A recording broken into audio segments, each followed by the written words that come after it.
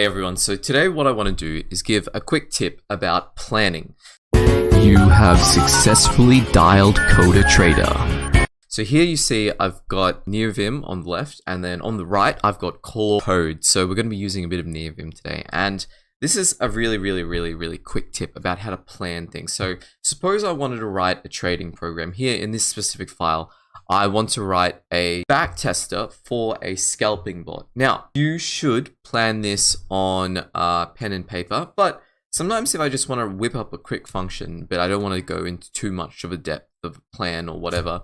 So what I do is I just write out the functions here. As you can see, get candles, so we need one function to access the data. And then the function that's going to run things is going to be run the backtest. And then maybe I'd put some intermediary functions here, right? So for example, let's say on tick, because the way we're going to do the backtest is we're going to look at every tick, right? And then we'll just put a placeholder there, right? And see how Copilot does a lot of that for you. And then from here, what I would do is I would go to Claude Code.